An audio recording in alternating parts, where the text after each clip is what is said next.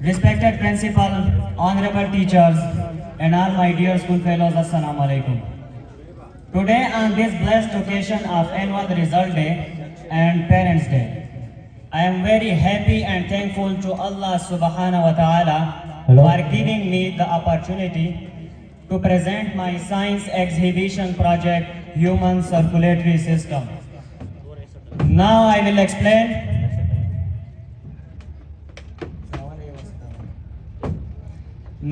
will explain human circulatory system in simple words. Then I will describe the pumping of blood through heart with the help of my model. So first of all, what is circulatory system?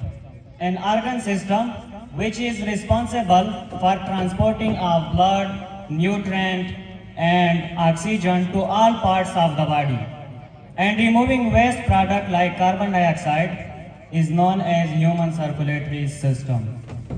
सबसे पहले मैं आप लोगों को structure of heart और इसके जरिए से खून की तरसील के बारे में बताऊंगा।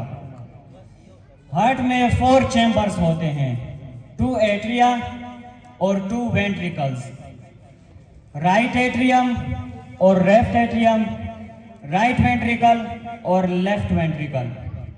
दिल के साथ मुख्तलिफ रगें एसोसिएटेड होती है जैसा कि vena cava, pulmonary artery, pulmonary vein और एओर्टा।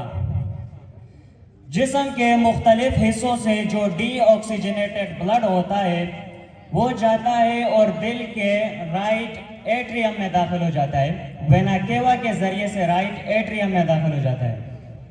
फिर जब ये डीऑक्सीजनेटेड ब्लड राइट एट्रियम में दाखिल हो जाता है फिर ये यहाँ से राइट वेंट्रिकल में चला जाता है। जब ये डीऑक्सीजनेटेड ब्लड राइट वेंट्रिकल में चला जाता है तो यहाँ से ये डीऑक्सीजनेटेड ब्लड पल्मोनरी आर्टरी के जरिए से लंग्स में चला जाता है ऑक्सीजनेशन के जरिए।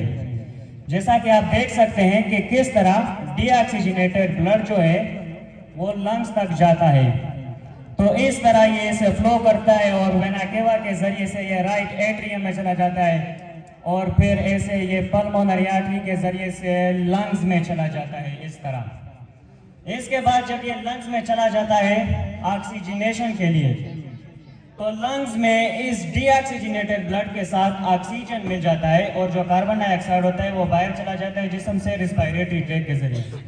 यहाँ पर जब ये डीऑक्सीजनेटेड ब्लड ऑक्सीजनेटेड हो जाता है तो फिर ये यहाँ से दिल में चला जाता है, दिल के लेफ्ट एट्रियम में पल्मोनरी वेन के जरिए से दिल के लेफ्ट वेट्रियम में चला जाता है, एट्रियम में ये ऑक्सीजनेटेड ब्लड।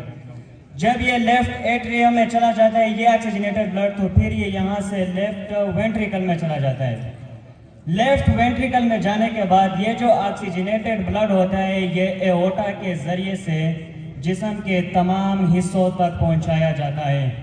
जैसा कि आप सब देख सकते हैं कि लंग्स से ऑक्सीजनेटेड ब्लड किस तरह दिल के राइट लेफ्ट एट्रियम में जाता है। तो इस तरह ये लेफ्ट एट्रियम में चला जाता है और फिर लेफ्ट एट्रियम से ये लेफ्ट वेंट्रिकल्स और एओर्टा के जरिए से ये जिस्म के तमाम हिस्सों तक पहुंचाता है और इस तरह जो सर्कुलेटरी सिस्टम है वो हमारे जिस्म में काम करता है।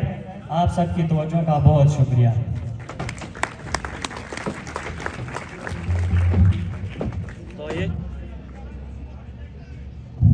तो वो तो शहरमान क्लास 8 से जिन्होंने बहुत ही खूबसूरत अंदाज में आप लोगों को अपना मॉडल पेश करवाया।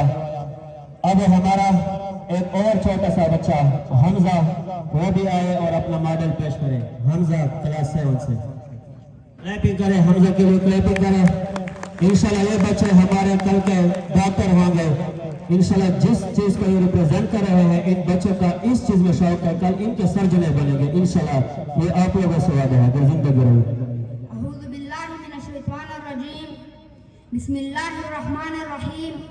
In the name of mighty Allah, who is most gracious, merciful and sustainer. Respected principal, honorable teachers, respected parents and all my dear friends, Assalamu alaikum. Today, on this blessed occasion of our annual result day and Parents Day, I am very happy and thankful to Allah subhanahu wa ta'ala for giving the opportunity to present my science exhibition project, the Human Digestive System Model.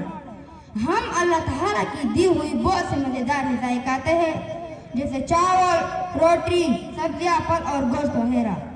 क्या आपने कभी सोचा है कि हमारे जिस्म के अंदर इस ग़िज़ा का क्या होता है? ये हमें ताकत और तवानाई कैसे देती है? ये हैरत अंगेज अमल हमारे डाइजेस्टिव सिस्टम के जरिए से अंजाम दिया जाता है, जो अल्लाह ताला कामिल तहरीक की एक हज़ीम निशानी है। Now I will explain the digestive system in simple words. Then I will describe the journey of food to this wonderful system with the help of my model. The digestive system is a group of organs that break down the food we eat into small and simple nutrients, so that our body can use them. It consists of mouth, salivary gland, esophagus, stomach, gastric gland, small intestine, liver, pancreas, large intestine, rectum, anus. हम खुराक को सबसे पहले मुंह में डालते हैं। इस अमल को निगलना इंजेक्शन कहा जाता है। मुंह में खुराक दांतों और जुबान की मदद से छोटे छोटे टुकड़ों में तब्दील हो जाता है और खुराक बोरक में तब्दील हो जाता है। मुंह से खुराक की नाली एसोफेगस में चला जाता है। खुराक की नाली एसोफेगस में खुराक पेरिस्टालसिस की मदद से मायदे में चला जाता है। मायदे में यह खुराक मजीद फूटकर सूपी सब्सटेंस काइन में तब्दील हो जाता है। मायदे से यह खुराक स्मॉल इंटेस्टाइन में चला जाता है और वहाँ पर खुराक मुकम्मल तौर पर डाइजेस्ट हो जाता है और फायदेमंद न्यूट्रिएंट्स खून के साथ मिलकर पूरे जिस्म में फैल जाता है और जो बकाया फाजिल मवाद रह जाता है वो बड़ी आंत लार्ज इंटेस्टाइन में चला जाता है। बड़ी आंत लार्ज इंटेस्टाइन से बकाया फाजिल मवाद रेक्टम के अंदर चला जाता है और वहाँ पर कुछ वक्त के लिए स्टोर हो जाता है और आखिरकार ये फाजिल मवाद बड़ी पेशाब की शक्ल में एनस के जरिए से बाहर खारिज हो जाते हैं।